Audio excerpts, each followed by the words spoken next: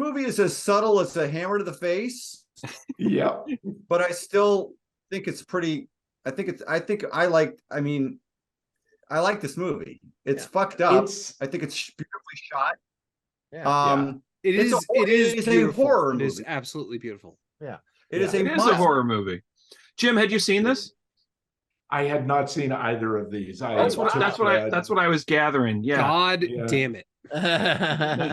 Stop doing this. Hey, I think it worked out this week. Shut up, John.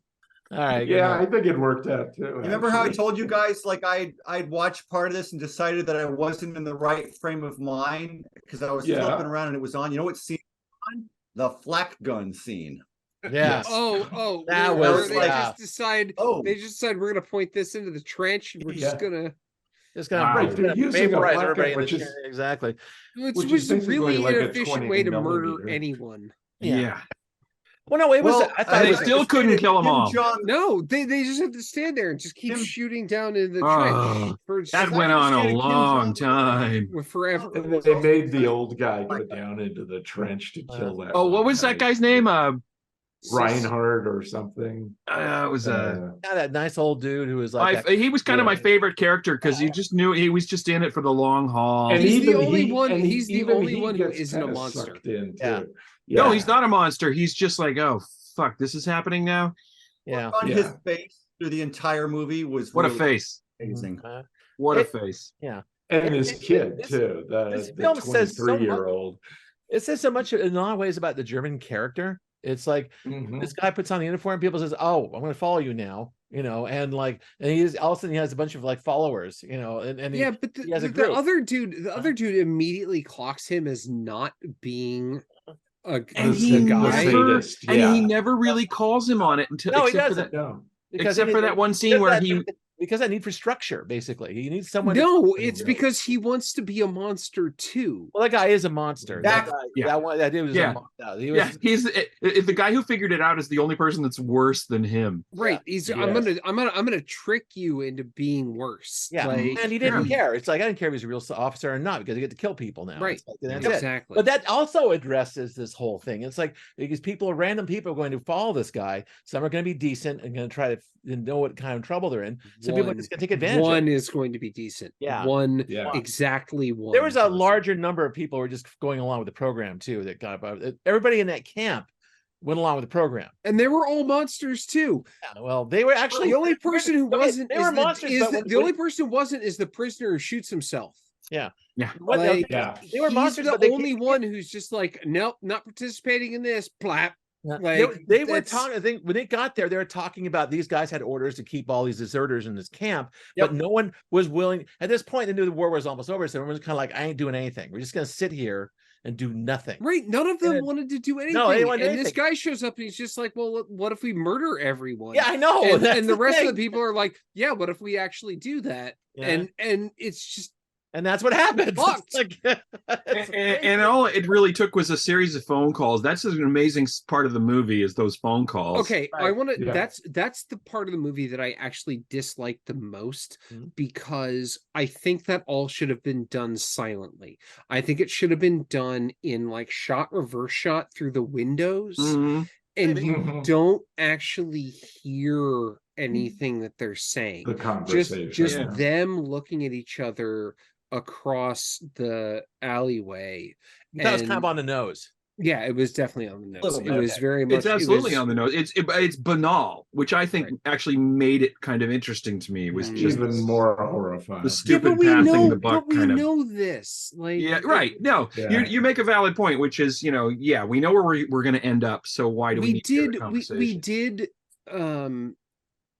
We did Conspiracy a year and a half ago. Like we know what the banality of evil is. We did and Jim picked Hannah Arendt. Right, Jim picked Hannah Arendt. Like we've done this. We've been down this road. But this almost this is more in line with German black comedies of I was just saying right below the line of am I allowed to laugh at this? You are allowed to laugh at this. Right. It's like this razor thin margin between this and like Dr. No, because they are all yeah. actually Nazis, so you are allowed to laugh at somebody shooting a Nazi in the back. It's almost this side of the gig and die bank. You know, it's almost like, are you allowed to laugh at this? You can if you want. You know, you shouldn't. Again, the gig and die bank is it's actual comedy. Yes, it's a comedy. That's just a joke. This is like, I want to laugh at some Nazis getting shot in the back, which is fine.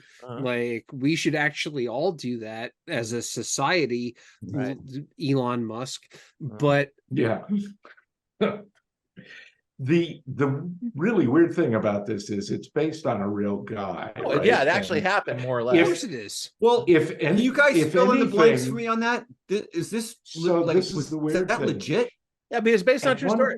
Yeah, he just found a dude's uniform and put it on, and then pretended to be a captain.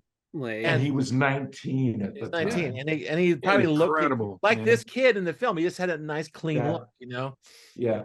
That's part of if I shaved my beard off and I just showed up with like a SS uniform on, they would be like, "Oh yeah, you're a high German," and I'd be like, "Yeah, look at my nose." Anyway, moving on. You know what's weird is that this is also talking about branches of service. This is all, it's a Luftwaffe paratrooper, and he ends up with the Luftwaffe uniform on, and you never see any SS. You always see those guys and you see SA. There are two other SS officers, but at the end. But usually the pilots, and you see a lot of the German military police. So it's weird because this was like an SS-free story, which is unusual. Except for him, who is pretending to be SS. Right. Because it's literally Nazis going against Nazis. I mean, like the Jews don't even come into it. Nothing comes into it. It's weird. It's like, also, the guy was a Luftwaffe officer. Like, he goes up to people and says, "I'm in charge." It's like, what the hell? You're an Air Force guy. Who should listen to you? You know what I mean? It's like, except the Air Force did run the POW camps. Right. Well, for Allies. But Allied air officers and like that, but it was a little unusual. You know, it was like you expected like something a little more like a German officer from you didn't fuck with the SS ever, because they all had Hitler's ear allegedly. Right. So it was, and they probably all knew each other too. So it's like, oh no, you're not really SS. But if other SS had been in the scene, had been in the film, they would have sniffed him out for sure. They would have. The first thing they would have done is asked to see the blood group tattoo, which he obviously doesn't have. Exactly. I can't believe he was still carrying around his actual ID. He had stuff in his mouth. That was really funny. Grabbed it. Yeah, exactly. Well, that thing, that whole like the Deus Ex Machina ending with the German military police coming in, it's like he's stuffing it in his mouth. And they get pull it out. It's like, you're a private. And then the trial at the end, or what amounts to a trial, the hearing, and his whole thing is like, send me to the front. That sounds great. Next shot, he's climbing down the road. But they let him off the hook, which is great. He says, well, he's not an officer, but he did a good job. It's like, you can't argue with his enthusiasm. Right. Maybe the most fucked up point of this movie is where you realize that like everything he's done over the course of this film is completely in line with what they want, and it's just like, that's where it really became a black comedy for me. Was those final 10 minutes? Let me throw this out to the crowd as a question. Do you think when he turned on uniform on, became this cruel, shoot that guy in the head kind of guy? Do you think he was playing a part, or is it simply this part of his natural personality came out? Well, Scott, this is an argument about Germany that we can have. No, this is actually about him as a person. This is about the film, and if I was going to fault this film, I'd say that it is rather it's in your head. It's an intellectual exercise, and I didn't have a lot of emotional stakes in anything, because there's no backstory for any of these characters. We know nothing about which was actually cool. It's a media res in a very interesting way. It's a choice. It makes the film feel a certain way. I mean, it's very different than the other film we're going to talk about tonight. You have no idea what led him. Like, I thought it was going to be a little. I was thinking this is going to be more lighthearted. He puts on the uniform, and it'll be madcap moments. The fake Nazi cap. The madcap moments are when they're just shooting all those people in the ditch. Like that's madcap. That's your definition of madcap. Okay. The madcap moment is the credits, which are holy shit, caught me by surprise. Dude, I mean, at first you don't realize because it's still in black and white, and the tank's coming down the street, or the truck. Is it a truck or a tank at that? It's a truck. It's a truck. And then you start to look at the storefronts and the people and the cars. What a great idea! No, dude, that actually capped the film beautifully. It's like, and Nazis are always around us, and they're always going to be here. And these guys are just and specifically, I'm sure that street is Chumbawamba warned us is representative of maybe that's actually where that happened. I don't know. No, this is very interesting. They shot that scene in Görlitz, which is it's on the Polish border, and it's the only part of Germany that has a Slavic minority. The Lausitz, I can't remember what they're called in English, Lusatians or something, but it's ironic that they shot it there because it all takes place in the west of Germany. I see. Okay. So I was thinking that Germans will take another layer of significance from this because it's going down such and such street, but that's actually not true. It looks like it didn't get bombed too, but the thing is, everything got bombed. I was in. They just rebuilt. Not everything got bombed. That's actually not. They spared a lot of cities because they were really only going after like industrial centers. Yeah. I would like to know the backstory of those scenes they shot in like that square where they were interrogating people and taking their cell phones away and making them stand against the wall. What they were doing was actually illegal because you can't. The swastika is forbidden in Germany. Don't mention the war. No, it's not. Can you get a film permit to do it? You can get a film permit. It's only forbidden if you're not using it in a historical context. What was that? You can't just put one on and go to work. What was that?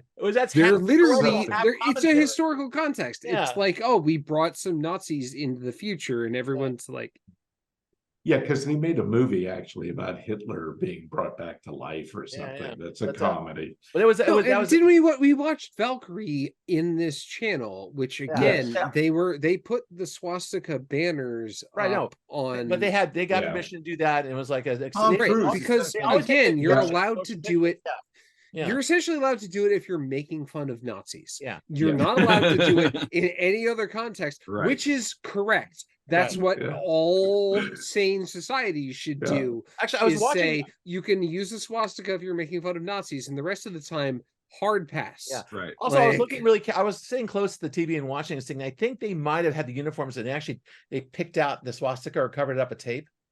Which sometimes sometimes what they do in movies is they just use a cross. Yeah, where swastika is supposed to be.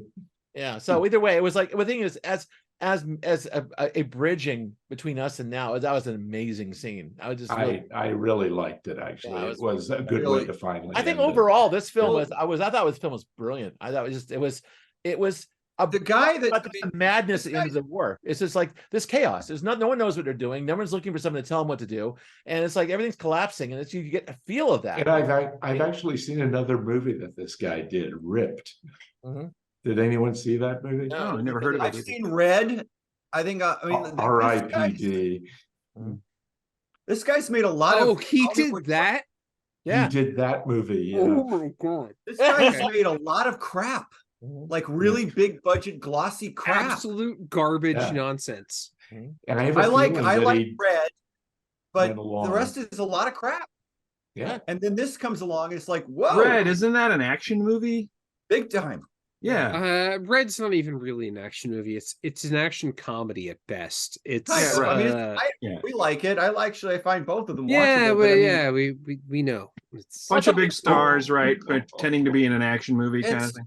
Yeah, it's like but they got a lot. It's Men in Black. If Men in Black was bad, they got a lot done in this film. You can tell it was a low budget. They probably blew their budget renting this thing.